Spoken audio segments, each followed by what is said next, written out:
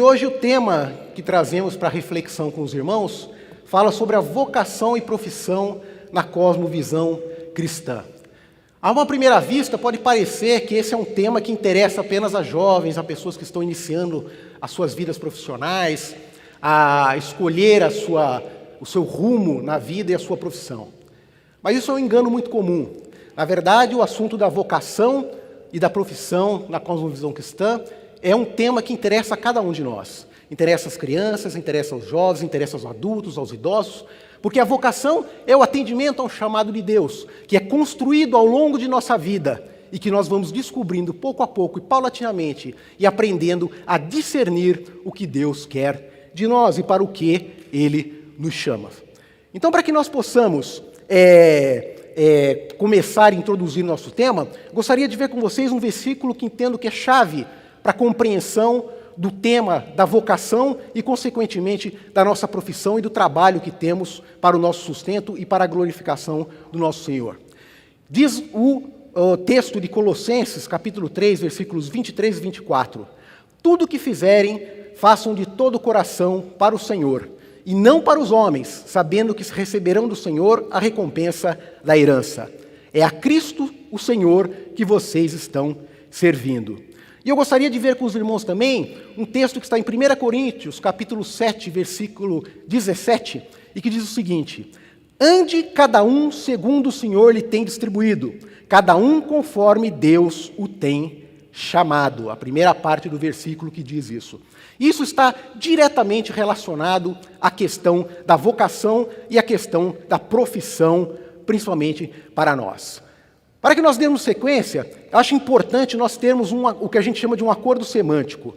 Vamos entender o que significa cada uma dessas palavras que compõem o título desta aula da IBD, desse tema do qual nós vamos tratar. E quais são essas palavras? Vocação, profissão, cosmovisão e cosmovisão cristã. O que significa cada uma dessas coisas?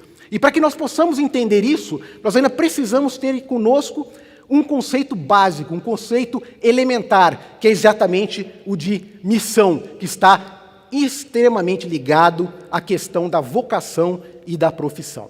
Bom, o que é missão? A primeira coisa que nós temos que entender é que quando nós falamos de missão, nós não podemos ter apenas o sentido vulgar da palavra.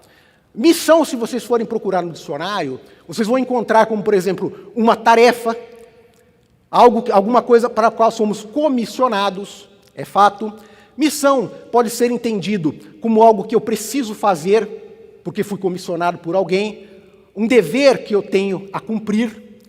Mas quando nós falamos de missão no contexto eclesiástico, no contexto bíblico, nós temos que entender que é a missão Dei, ou seja, a missão de Deus. Então, quando nós falamos que somos missionários e que vamos cumprir uma missão, que temos um chamado missionário, a primeira coisa que temos que entender é que a missão não é nossa, a missão é do Senhor. Missão Dei.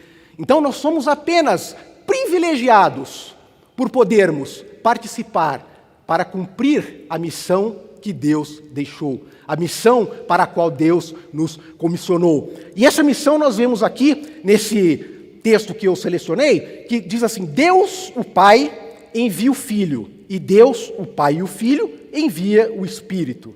E Deus, o Pai, o Filho e o Espírito, envia a igreja para dentro do mundo.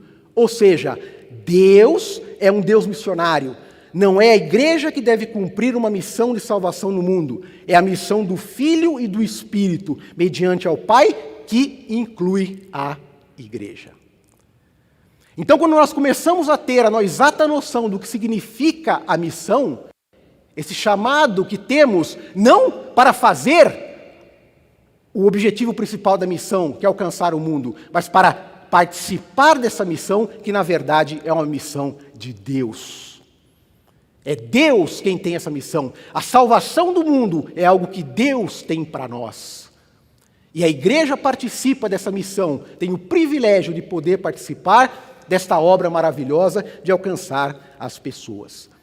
Entendido isso, aí nós começamos a tentar entender o que então seria vocação. A vocação. Quando ouvimos falar de vocação, num contexto eclesiástico, logo pensamos, ele é um vocacionado para ser um pastor, ele é vocacionado para ser um missionário, um evangelista. Pensamos na vocação no contexto eclesiástico. Ou então, no sentido comum, pensamos na vocação para uma profissão. Ele é vocacionado para ser médico, ele é vocacionado para ser juiz. A vocação é tudo isso dentro de um contexto integral. Então nós vemos vocação e vamos primeiro entender sobre o aspecto etimológico, o aspecto do que significa a palavra vocação e de onde ela vem. Quando nós vemos a palavra vocação no Antigo Testamento, ela vem pela palavra hebraica quara, que significa chamar para fora, chamar para ser. Então a missão, muito mais do que algo que você vai fazer, é algo para o qual você é chamado para ser. Você é chamado para ser. Esse é o contexto do hebraico no Antigo Testamento. Quando nós vamos para o Novo Testamento, que é escrito em grego, em grego koiné, como o pastor sempre fala aqui, o grego popular, nós vemos que essa palavra vocação, ela tem uma origem num verbo que é o kalel, que é o chamar, o convidar, o convocar. Então esse é o sentido do verbo. Desse verbo deriva um substantivo, klenis, que é o chamado, a convocação, o convite. Isso deriva também um adjetivo, que qualifica as pessoas, ou seja, aquele que é chamado, aquele que é convidado, aquele que é convocado para fazer algo, ou no caso, como nós vimos, para ser algo. Não apenas fazer, mas ser algo. Então, dentro disso, nós vemos também, já na Bíblia em latim, que o termo utilizado é o vocatio, mas tudo isso dando a ideia de um chamamento. Os mais jovens e os mais antigos, que já estudaram bastante a língua portuguesa, lembram do vocativo, não é isso? O vocativo é um termo da língua portuguesa que chama atenção. Então, quando eu vou chamar alguém, eu vou chamar, Meire, por favor, me dê um beijo, minha esposa amada. Então, esse Meire, ele é um vocativo, eu estou chamando. Então, esse vocácio tem esse sentido de que alguém que está sendo chamado para fazer, ou no caso, para ser algo. E no nosso contexto, quando nós falamos de vocação, nós temos que entender que a vocação ela tem dois aspectos básicos que nós precisamos compreender. Nós temos uma vocação geral e uma vocação específica. A vocação geral é aquela que é endereçada a todo crente, a todo chamado, a todo escolhido de Deus. Ele tem a vocação geral. Vocação para quê? Para a salvação, para ser sal e luz e para servir a Deus e ao próximo.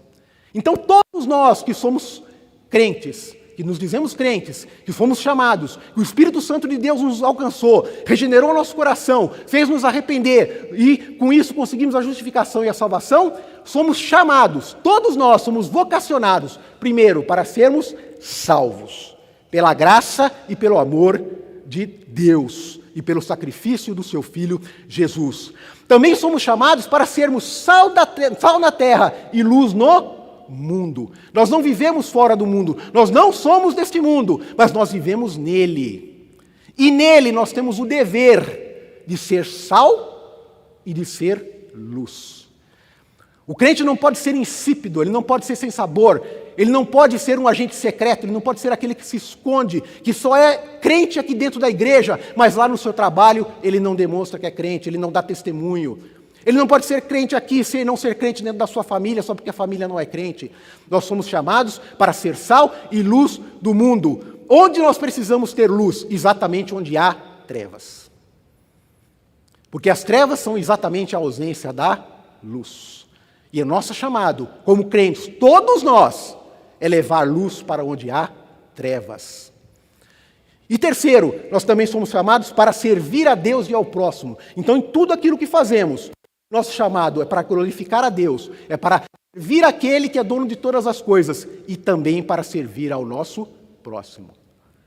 Quando Jesus foi perguntado sobre qual o maior de todos os mandamentos, ele disse que todos se resumiam em amarás a Deus sobre todas as coisas e ao próximo como a ti mesmo. E João nos diz que se você não consegue amar o seu irmão que você vê, como você amará a Deus que você não vê? Então, uma das maiores características, a principal característica daquele que é salvo, daquele que é chamado, daquele que recebeu essa vocação geral, daquele que é verdadeiramente um eleito, é ter no seu coração o amor de Deus, por Deus e pelo próximo. Muito bem. Já sabemos o que é vocação, temos uma ideia. Mas o título de nossa aula de hoje é Vocação e Profissão na Cosmovisão Cristã. Então, o que é uma cosmovisão? Precisamos começar a entender esses termos, porque utilizamos muito, está muito na moda, cosmovisão. O que é isso? De onde vem esse termo? O que significa uma cosmovisão? Bom, tem uma definição imensa aí, que eu encontrei, desse James Side. Um compromisso, uma orientação fundamental do coração, que pode ser expresso como uma narrativa, enfim. Tudo isso que vocês estão vendo aí. Mas tudo isso nós podemos resumir numa pequena frase. A cosmovisão é o modo particular pelo qual nós vemos o mundo. É como eu vejo o mundo, como você vê o mundo. Qual é a lente através da qual você enxerga o mundo? Qual é a lente por meio da qual você filtra as coisas que você vê no mundo? Pela qual você discerne as coisas que você vê? Pela qual você decide os atos que você vai praticar? Qual é o filtro que você utiliza para a sua vida? Isso é uma cosmovisão. E quando nós qualificamos essa cosmovisão e dizemos que ela é uma cosmovisão cristã, significa que a nossa visão do mundo, a nossa particular visão daquilo que fazemos, daquilo que vemos, daquilo que desejamos, daquilo que devemos fazer, tem que estar sobre a lente, sob a ótica cristã. Então, a cosmovisão cristã nada mais é do que uma visão de mundo, um filtro, uma lente por meio da qual nós olhamos para o mundo e formamos o nosso caráter, orientamos as nossas atitudes e aquilo que fazemos e testamos o nosso coração diariamente por meio das Escrituras Sagradas. A Bíblia é a nossa única regra de fé e prática. A Bíblia é que nos orienta em tudo aquilo que fazemos. A Bíblia é que nos ensina como agir em toda e qualquer circunstância. A Bíblia tem as respostas que precisamos para todo e qualquer assunto. De onde eu vim? A Bíblia me diz. Para onde eu vou? A Bíblia me diz. O que devo fazer aqui na terra? A Bíblia me responde. Como devo agir com meu irmão? Como devo agir com meu pai, com a minha mãe, com meu filho, com meu vizinho? No trabalho, em casa, na igreja? Todas essas respostas estão no livro sagrado. Todas essas respostas estão aqui, ditas pelo Espírito Santo de Deus. Porque o autor da Bíblia não são aqueles homens que escreveram. O autor da Bíblia é Deus. Por isso, apesar de a Bíblia ter em torno de 40 autores diferentes, não há quebra de continuidade. Não há dificuldade, não há contradições, porque a mente que escreveu é uma só. As mãos foram muitas, mas a mente é uma só. Uma mente superior, uma mente que somente ela poderia trazer as lições maravilhosas como esta. Somente essa mente superior poderia nos mostrar coisas que até hoje o homem tenta entender e não consegue, e jamais conseguirá, senão pela revelação divina.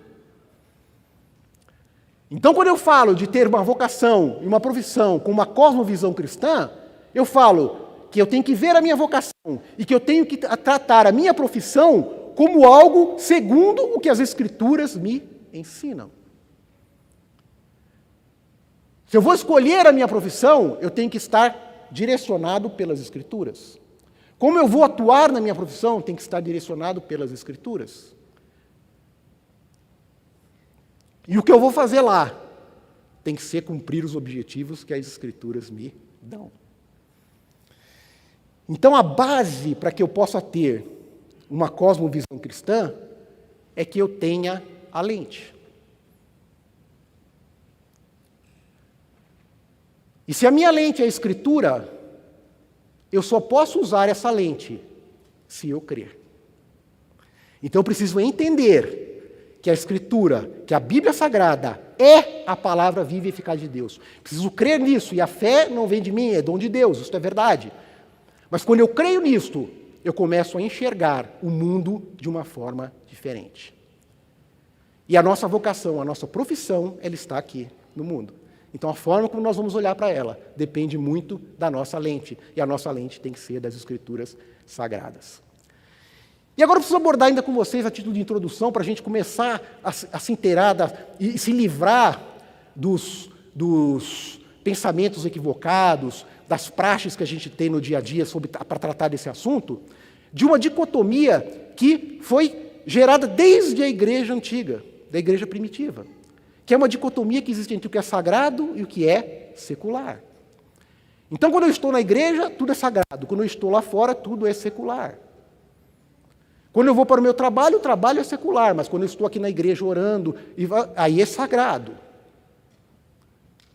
Isso é uma visão dualista, sagrado, mundano, corpo, espírito, santo, ímpio.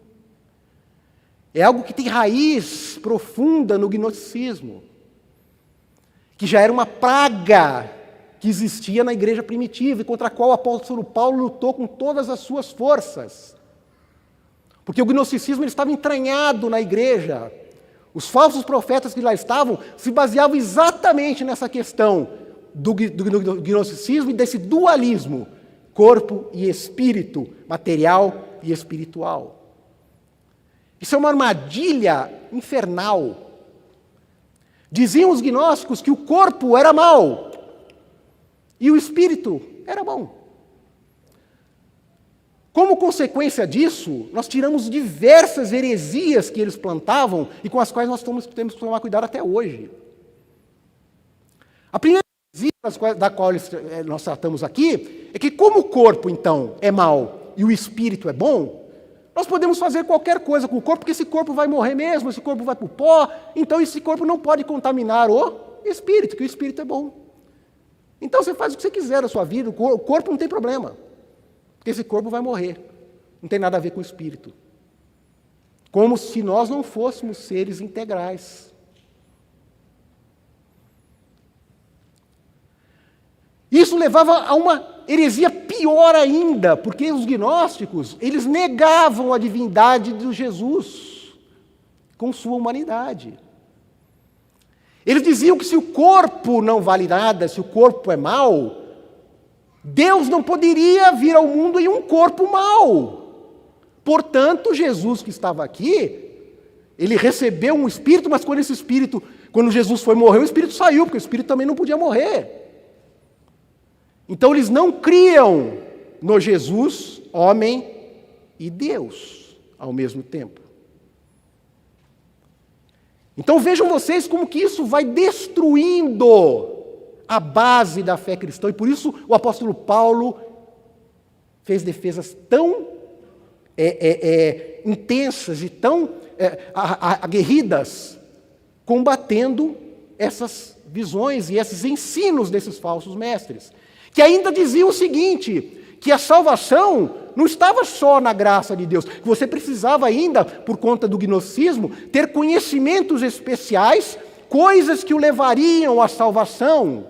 Então você teria os seus méritos para ser salvo, os seus conhecimentos, as coisas que você precisaria conhecer e saber, para então poder ser salvo.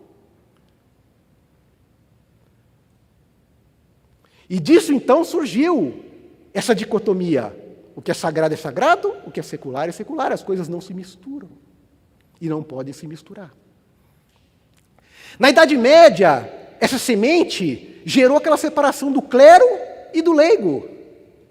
Nós sabemos que na Idade Média, durante toda a Idade Média, apenas o clero tinha o privilégio de ler e interpretar as Escrituras. Esse foi o grande legado da nossa reforma protestante, que foi exatamente dizer, não, espera aí, todos temos que ler a Bíblia, todos temos que conhecer a Bíblia, se é ela que deve orientar tudo aquilo que fazemos, como vamos fazer isso sem conhecer, sem ler a fonte? Sem contar que esse dualismo criava um instrumento poderosíssimo de manipulação e dominação. Se só eu leio a Bíblia, se só eu sei o que está na Bíblia, eu digo para você o que eu quiser a respeito do que a Bíblia diz. E você não pode me contestar, porque você não leu. Tudo isso com origem naquele dualismo. Aliás, naquela época nós tínhamos 3 categorias. Nós tínhamos o clero, nós tínhamos a nobreza e nós tínhamos os plebeus. O clero era considerado a classe superior, que fazia a missão mais nobre de entender as Escrituras, de falar em nome de Deus, de representar, de falar com Deus, representar as pessoas, ainda numa visão de Antigo Testamento, quer dizer que o sacerdócio era exercido para representar o povo diante de Deus. Nós tínhamos a nobreza, que eram aqueles que tinham o poder e que governavam, e nós tínhamos os plebeus, que eram exatamente aqueles que trabalhavam. Isso era estático. Você não podia se movimentar nessas classes. Se você nascesse plebeu, você nasceu para trabalhar. Se você nascesse nobre, você nasceu para governar. Se você fosse do clero, você nasceu para exercer essa missão de sacerdócio. E a visão protestante que veio romper com isso é a grande responsável, e agradeçam a Deus por isso, pela possibilidade que temos hoje de uma mobilidade social, de podermos nascer pobres e nos tornarmos melhor, termos uma condição melhor, de podermos nos movimentar, podemos ser pastores que podem ter uma família e não serem obrigados a viver sem uma família, sem poder se casar. Tudo consequência dessa visão arcaica, dessa semente demoníaca que foi plantada lá na igreja primitiva e com a qual a reforma protestante rompeu, trazendo exatamente a visão bíblica, a visão completa, a visão integral, holística, do que é o ser humano e do que é sagrado e do que é secular. Então, no século XX, isso veio com mais força, mas veio diferente. Veio diferente, vejam só vocês. No século XX, as influências do materialismo, do iluminismo, eles trouxeram uma situação pior ainda. Eles diziam que o sagrado não existia. O sagrado não existia, porque eles não criam nisso, eles criam apenas na humanidade. Então ficou ainda pior do que era. Então o que nós precisamos entender muito claramente, e esse que eu quero que fique guardado com vocês, que a Bíblia não divide o mundo. Nós vivemos no mundo, não somos daqui, mas nós estamos aqui. E esse mundo, inclusive, foi criado por Deus, foi Deus quem criou. E se a gente for ler lá em Gênesis, tudo que Deus criava, Ele dizia, isso é bom, isso é muito bom. Então nós estamos aqui para exercer esse chamado, essa vocação de Deus, mas não para vivermos separados do mundo. Isso é um outro equívoco que foi pregado em razão desse dualismo, que é o que a gente chama de ascetismo. Aquela pessoa, não, como o mundo é mau, como o mundo é contaminado, eu vou sair do mundo para não me contaminar. Quando, na verdade, o nosso chamado é de ir para o mundo para influenciar, para ser luz lá, e não nos separarmos do mundo.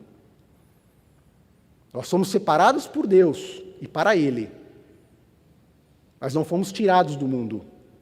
O próprio Jesus, quando orou ao Senhor, dizia, quando ele orou ao Pai, não peço que os tire do mundo, mas que os guarde do mal. Não peço que os tire do mundo, mas que os guarde do mal.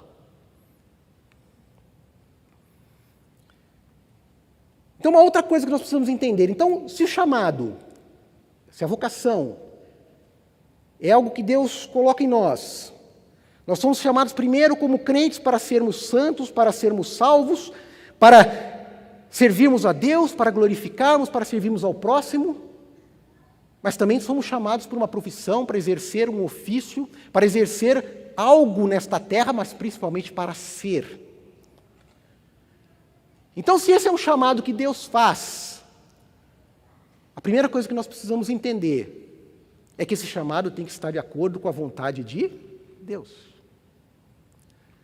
Como eu vou saber se eu estou no lugar certo? Se eu estou exercendo aquilo que Deus tinha para mim? Se eu estou fazendo aquilo para o que fui vocacionado, para o que fui chamado a executar? Para isso eu tenho que estar segundo a vontade de Deus. E como eu vou conhecer a vontade de Deus? Como eu vou discernir o que é do meu coração enganoso, terrivelmente enganoso, e o que é de Deus? O que é a voz de Deus falando, o que é o velho homem querendo renascer? O que é a voz de Deus falando e o que é o meu orgulho, a minha vaidade?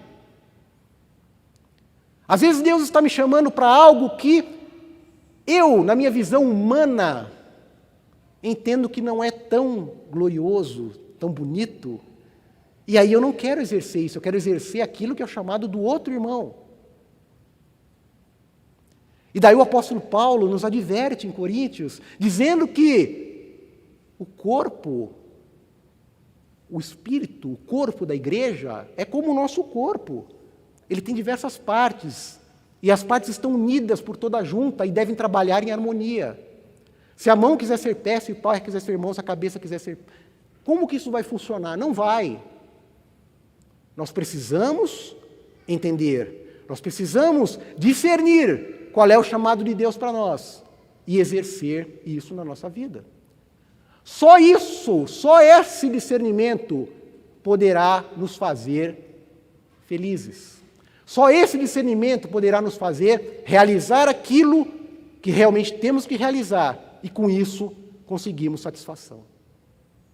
Enquanto nós não atendermos ao chamado de Deus para nós, enquanto nós não atendermos aquilo para o que Deus nos comissionou, nós continuaremos buscando e buscando e buscando e sempre insatisfeitos. Sempre insatisfeitos. Então, para conhecer a vontade de Deus, uma das primeiras coisas que nós temos que nos perguntar, que entender, qual é a minha motivação? Nós cantamos hoje que Deus sonda o nosso coração. Na verdade, só Ele faz isso completamente. Nem nós conseguimos entender o que está dentro de nós. A gente não se conhece. Então, quando eu vou fazer algo, quando eu vou exercer uma profissão, quando eu penso em uma vocação ministerial, quando eu penso em qualquer outra coisa, a primeira análise que eu preciso fazer é qual a motivação pela qual estou fazendo isso. Para que eu quero ser um advogado, um magistrado, um médico, um engenheiro, um pastor, um evangelista? Por quê? Por qual motivo eu quero fazer isso? É por necessidade? É por ambição? É por orgulho? Ou é efetivamente porque, colocando diante de Deus, entendi que este é o meu chamado? E nós vamos tentar, durante a aula aqui, nós vamos tentar trazer aqui algumas ideias de como a gente entender isso e compreender isso. Então, o objetivo do verdadeiro cristão, nós temos sempre dito isso, é deixar de lado a sua vontade e colocar a vontade de Deus. Somente isso pode nos trazer a verdadeira satisfação. Os nossos catecismos, na primeira pergunta, qual é a finalidade do homem? Qual é o fim principal do homem? Glorificar a Deus e gozá-lo para sempre. Nós só teremos alegria quando estivermos servindo a Deus onde Ele nos chamou. Então, para isso, nós precisamos abrir mão da nossa vontade e deixar que a vontade de Deus nos conduza. Não há outra forma. Mas como fazer isso? Olha só, nós temos uma dica muito boa ali no Salmo 143. No Salmo 143, nós vemos, vamos abrir aqui, Salmo 143. Mais especificamente no versículo 10, onde o salmista diz assim: ensina-me a fazer a tua vontade, pois tu és o meu Deus. Guia-me o teu bom espírito por terreno plano. Não há outra forma de fazermos a vontade de Deus, não há outra forma de discernirmos a vontade de Deus, senão por meio da leitura das Escrituras e da oração. Buscar em Deus essa orientação, porque o nosso coração ele é enganoso. Quando a gente assusta, está lá o orgulho. Quando a gente assusta, está lá a ambição. Quando a gente assusta, está lá a vaidade. Salomão em Eclesiastes diz exatamente isso. Ele vem dizendo uma série de coisas e tudo ele termina. E tudo é vaidade. Tudo é vaidade. Então a primeira coisa que nós precisamos analisar, meus irmãos, qual é a motivação do nosso coração? E precisamos entender e aceitar que as incertezas e indefinições, elas fazem parte da vida. A vida não é algo que a gente nasce, quando sai da barriga da mãe, já sabe andar, já sabe falar, já sabe discernir, já sabe o que é da vida, já acorda, sabe... Não. Isso é algo que é construído ao longo da nossa vida e muito com intimidade com Deus. Inclusive a nossa vocação, ela não é algo que é instantâneo. Para algumas pessoas é mais fácil entender o que Deus quer delas. Realmente é. Tem um chamado muito forte, tem um discernimento, tem uma intimidade com Deus e que para ela isso parece tranquilo. Mas para muitas, e a maioria, é algo difícil de entender. Por isso a nossa vocação, ela se forma durante toda a nossa vida. E mais, ela não é estática, ela pode mudar. Ela pode mudar. Então, discernir é preciso. Mais uma vez, quero me socorrer das Escrituras. Salmo 119, versículo 27. O maior salmo da Bíblia, 119, versículo 27.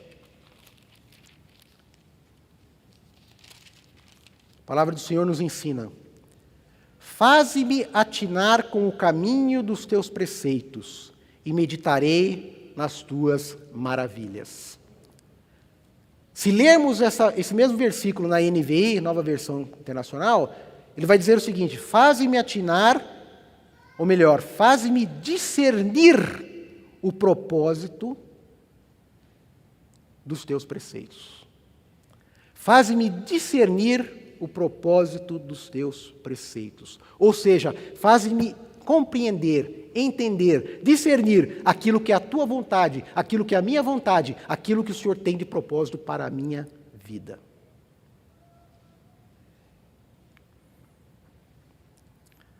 Então a vontade de Deus essa se descobre aos poucos, devagar.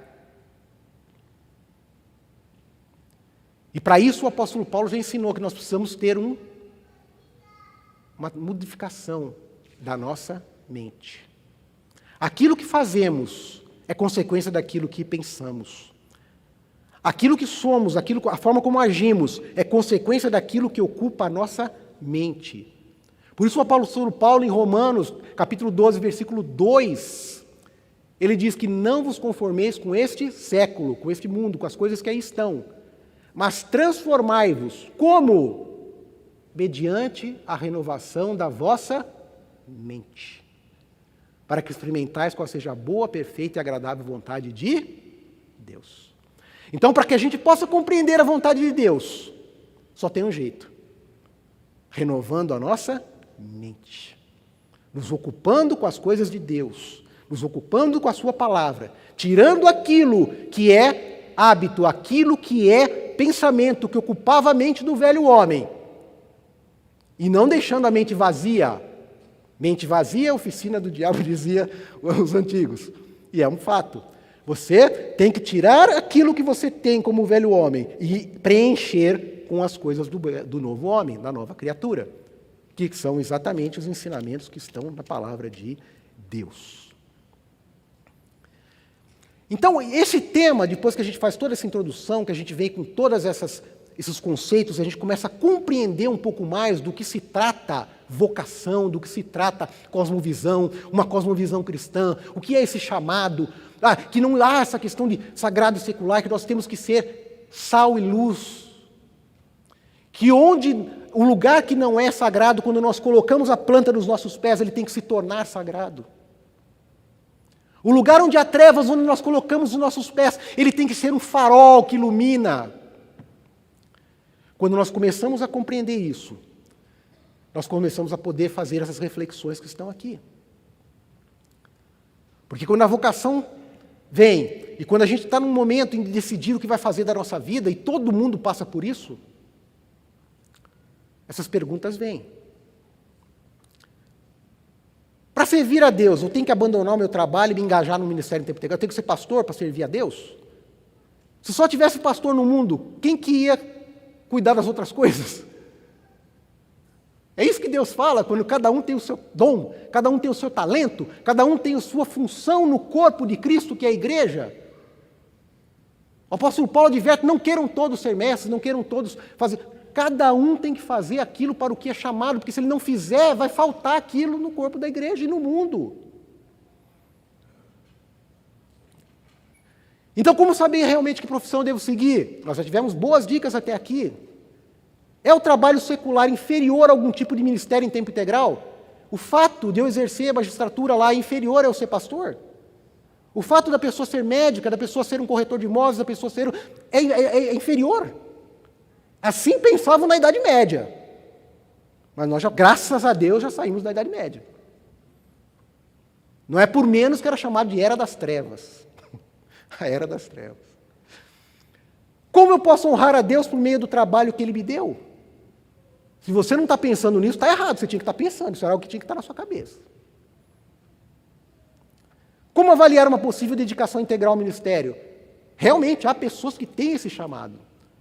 Há pessoas que a vocação deles é exatamente essa. Mas como eu vou saber se é mesmo? E todo trabalho é vocação de Deus? Já vimos que é.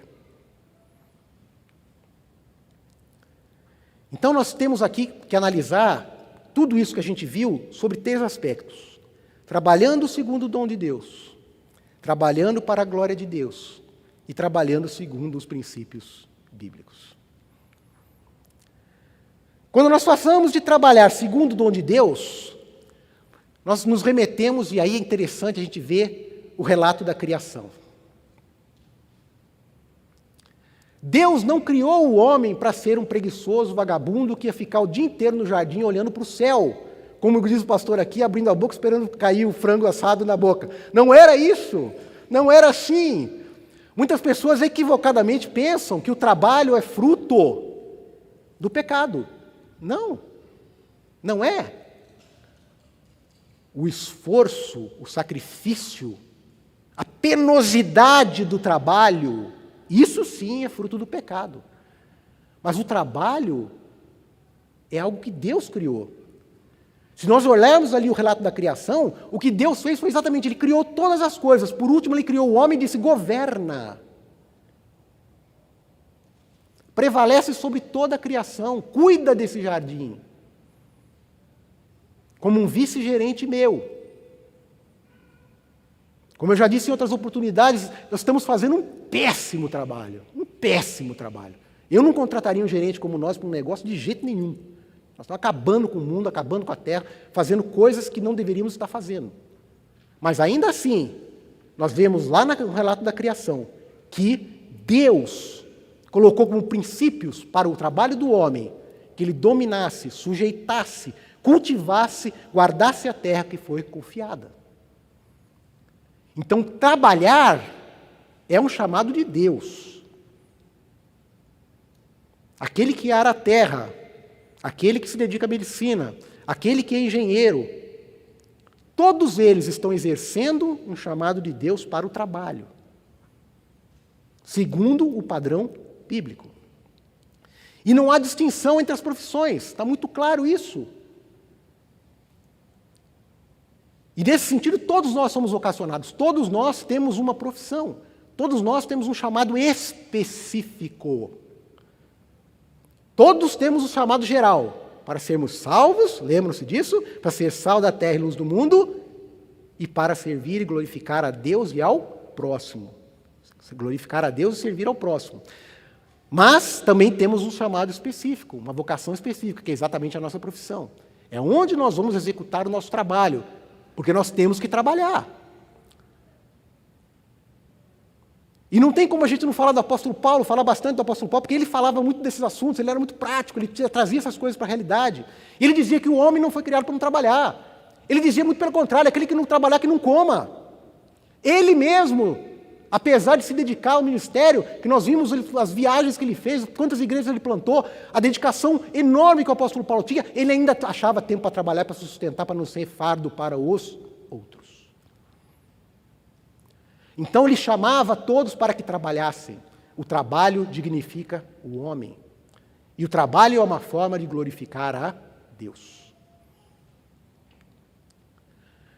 Então como que a gente faz para escolher a profissão? Porque essa pode ser a dúvida que principalmente as pessoas mais jovens estão tendo. Estão naquela fase, meu filho está ali sentado ali, né? A época de passar no vestibular, de entrar na faculdade, de, o que eu vou fazer da minha vida? Uma decisão séria. Eu não estou falando do que eu vou fazer na semana que vem. Eu estou falando do que eu vou fazer pelos próximos 50 anos da minha vida. 60 anos, sei lá quanto eu vou viver. Então, se tem uma coisa que nós precisamos fazer, e aí umas dicas muito interessantes que eu vi num artigo muito bom e que eu recomendo a vocês, que leiam, o pastor Marcos que me mandou, que é sobre vocação e profissão, que está exatamente na nossa revista especial, no segundo trimestre de 2006. Eu tenho esse material, o pastor me mandou, quem quiser para ler é muito interessante. Ele traz ali algumas dicas importantes para como escolher a profissão. E uma das primeiras coisas que ele fala, que nós estamos falando trabalhando segundo o dom de Deus, é evitar modismo, né? Evitar pressão, retorno financeiro, projeção. Então a pessoa vai escolher a profissão, mas a primeira coisa, quanto que eu vou ganhar? Lembra quando nós falamos lá no começo sobre qual a motivação para você escolher a sua profissão? É disso que ele está tratando aqui. Eu quero ser técnico de informática, porque hoje todo mundo é técnico de informática. Eu quero ser pastor, porque agora tem uma revolução evangélica, todo mundo é evangélico, então eu quero ser pastor, porque isso vai me dar status.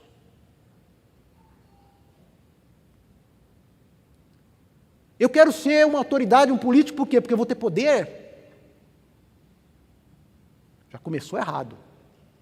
Então a primeira coisa que a gente evita quando vai escolher uma profissão é evitar ter as motivações erradas. E quais são os critérios que a gente tem quando vai escolher uma profissão? Evidentemente, primeira coisa, um trabalho lícito, porque quem é crente, quem vive segundo os princípios da Escritura, quem tem uma cosmovisão cristã, jamais vai escolher um trabalho ilícito para fazer. É evidente, é claro, muito embora não pareça tão claro para algumas pessoas. Lembrando que muitas coisas são lícitas, mas muitas não são morais. O apóstolo Paulo, inclusive, dizia, tudo é lícito, mas nem tudo convém. Nem tudo convém. Então, as pessoas trabalharem em determinadas situações, em determinados lugares, pode não ser ilícito, mas pode ser imoral.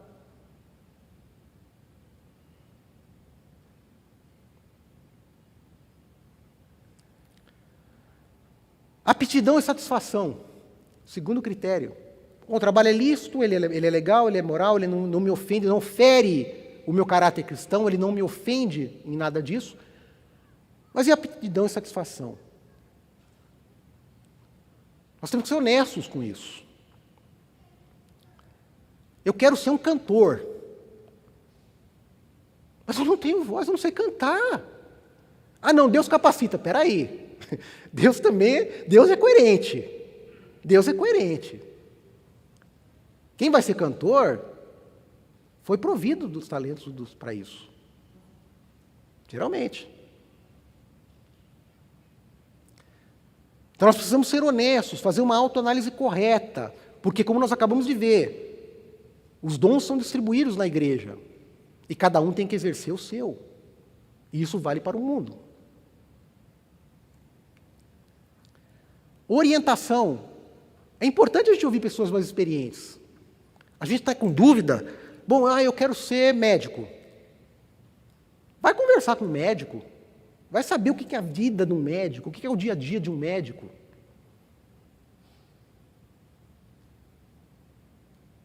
Senta lá com a doutora Mairinha, uns 2 minutinhos, e conversa com ela. Mairinha, o que é ser médico? Hã? Tem gente que vai desistir, tem gente que vai amar. Mas é exatamente isso que eu queria. Vou passar o dia inteiro cuidando dos outros, vou passar o dia inteiro olhando, eu vou estar ali.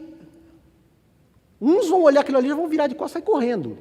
Outros não, outros vão falar, nossa, mas é exatamente o que eu queria. Então isso também é muito importante, para a gente não tomar decisões precipitadas, equivocadas, com base apenas no desejo do nosso coração. E quando a gente fala em ministério em tempo integral? Tem pessoas que têm um chamado para ser ministro da palavra, para ser pastor, para se dedicar exclusivamente à obra. Mas isso é algo que nós precisamos evitar, que seja apenas um impulso, uma emoção, algo que a gente tem de uma hora para outra. A gente já participou, já viu, a gente vê diariamente aí nessas igrejas mais avivadas, mais pentecostais e tal, aqueles apelos que as pessoas fazem. Quem que vai entregar sua vida a Jesus hoje? Quem que vai ser missionário? Aí tem um monte de gente que levanta ele lá e vem e entrega a vida, assim, fala, não, eu vou ser missionário a partir de hoje. Mas aquilo não é fruto de uma reflexão, de um discernimento, de oração. Não, aquilo é um impulso que a pessoa tem ali. E um impulso que vai ter consequências gravíssimas. A pessoa abandona uma faculdade, abandona um emprego, abandona uma coisa, e depois ele vai lá na frente e vai descobrir que não era nada disso. Então, quando nós pensamos em um ministério em tempo integral, em ser pastor, em ir buscar isso para a nossa vida, nós vamos fazer uma análise criteriosíssima. A primeira que nós vamos fazer aqui, vida devocional. Não, mas aquela pessoa é uma pessoa de oração, ele ora muito, ele não falta um culto de oração, ele ora bastante, em casa ele tem uma vida com Deus. Excelente, isso é para todo mundo. É para todo mundo, não é só para quem tem chamado de pastor, não. Se você não sabia disso, eu vou te informar agora. Você é crente, você é eleito, você está na igreja, você é um santo do Senhor, você tem que ter vida devocional. Se você não tem, você que está errado. Isso não quer dizer que você vai ter que ser pastor.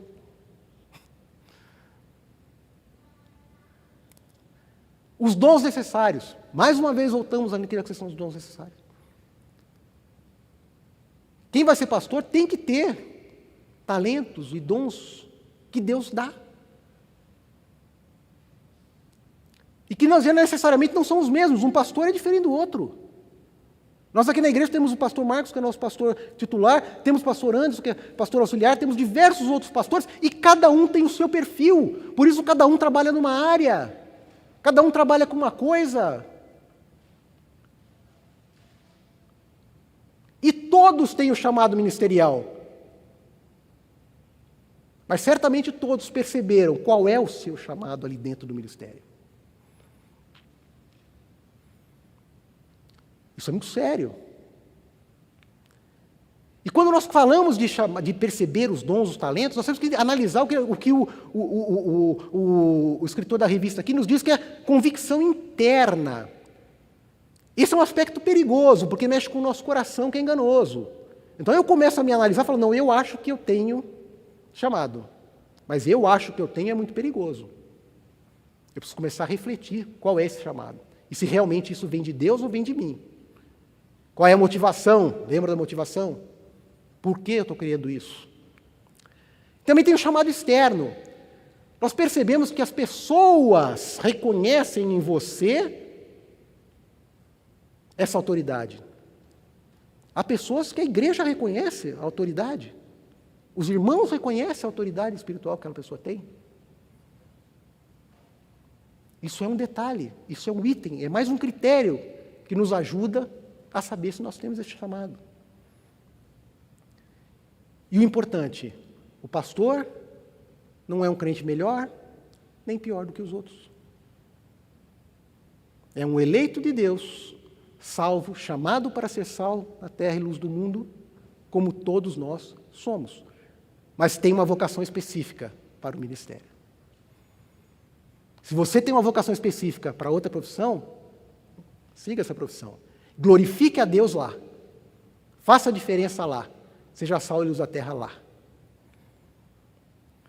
Afinal, se todos forem missionários, quem vai cuidar de outras coisas?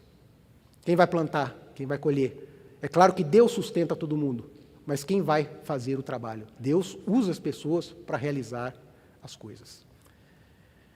E trabalhando para a glória de Deus, ou seja, o nosso trabalho tem que ser um ministério.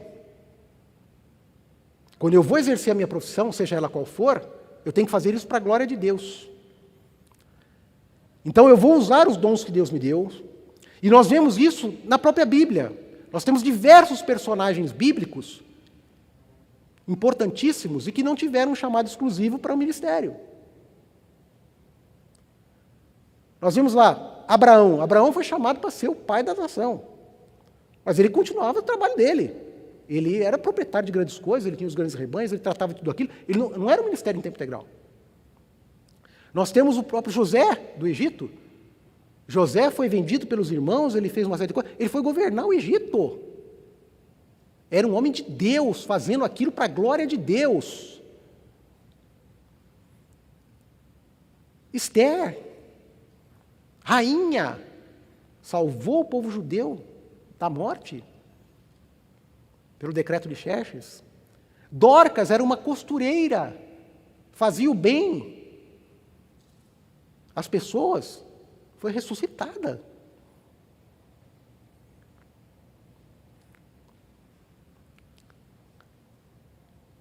E trabalhando segundo os princípios bíblicos, para que a gente possa encerrar.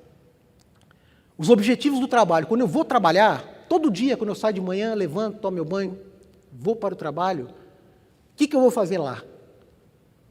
Eu vou glorificar a Deus. E eu vou prestar serviço ao próximo com amor. Fazendo o que for, eu preciso achar um jeito de glorificar a Deus e de prestar o meu serviço com amor. E esses objetivos nos levam a trabalhar com ética, porque quem serve ao Senhor, quem glorifica a Deus e quem trabalha com ética, geralmente, certamente vai estar trabalhando com ética porque tem o Senhor no coração. E com quem nós vamos trabalhar? Isso é uma pergunta interessante. Devemos trabalhar somente com cristãos? Eu não posso ter um emprego onde não tem alguém que não é cristão? O apóstolo Paulo aborda essa situação. E ele nos mostra, lá em 1 Coríntios, que trabalhar com um ímpio que tem um coração distorcido é pior do que trabalhar com um crente que tem o coração distorcido é pior ainda do que trabalhar com um ímpio. O que a gente não pode é deixar o ímpio nos influenciar. Nós é que temos que influenciá-lo. E se aquele trabalho, aquela sociedade, aquele negócio estiver me levando ao caminho de me desviar, eu preciso abandonar. Essa é uma decisão séria. Então não é qualquer trabalho que serve, porque ele pode atrapalhar a nossa corrida cristã. Infelizmente, estamos chegando ao final do nosso tempo, né? Nós não conseguimos prosseguir, teria mais aí um item para a gente trabalhar, que é trabalhando segundo os princípios bíblicos. Mas isso fica aí para quem quiser receber esse artigo, a gente manda. Para quem quiser perguntar, a gente está aí no final da aula, a gente conversa mais sobre o assunto, mas o importante é a gente guardar de tudo isso que a gente viu, o que é a vocação. Um chamado de Deus para ser e para realizar algo. Ao longo da história, todos os redimidos são chamados por Deus e para Deus. Todos possuem uma vocação. Uma parte desse chamado é igual para todo mundo, que é a vocação geral. Para a salvação, ser sal e luz na terra, glorificar a Deus e servir ao próximo. E uma vocação específica, que é exercer a sua profissão. E nessa profissão, o objetivo é o mesmo, glorificar a Deus e servir ao próximo. Então, concluindo, Deus nos estabeleceu vice-gerentes da terra, deixando-nos encarregados de tarefas para as quais nos capacitou. Tudo o que temos e fazemos deve ser santo, porque somos santos. E o trabalho não é só meio de sobrevivência, mas forma de glorificar a Deus e servir ao próximo.